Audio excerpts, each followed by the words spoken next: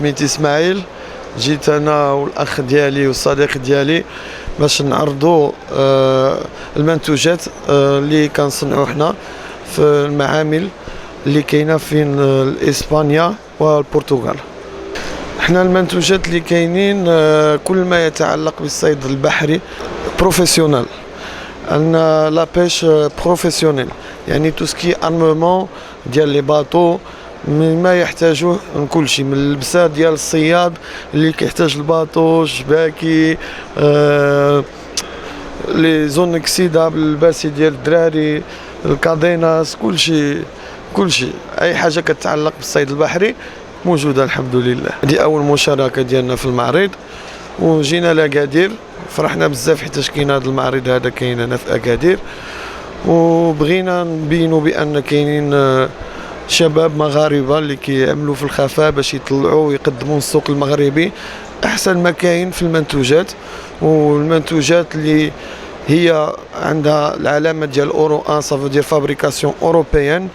وكنحلوا الباب ديالنا لاي واحد بغى يجي مرحبا به عندنا. حنا بالنسبه للسر ديال المنتجات اللي كنديروا حنا، كاينه واحد مراقبه كبيره وفعاله في لي زوزين اللي تيخدموا هذا الماتيريال هذا ديال لابيش ماريتيم. كاينه واحد المراقبه، وكاينين امور، كاينين مواد محظوره، حيتاش هذه الصناعه اللي كتكون في اوروبا كيكون عليها واحد المراقبه كبيره، وكتدخل في النطاق ديال المحافظه على الاحياء البحريه وعلى المحيط،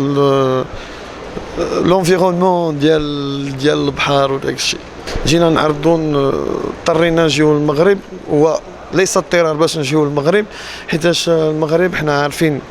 الحمد لله عندنا بلادنا اللي فيها دو كوت ماريتيم واللي تيقدموا واحد الثروه سمكيه كبيره،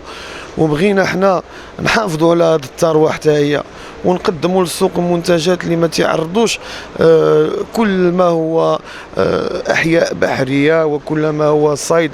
ويكون داك الشيء في المستوى، باش ان شاء الله ملي يكبروا وليداتنا يلقاو حتى هما مازال الخير في البلاد ان شاء الله. وحنا تبارك الله بلادنا هي احسن بلد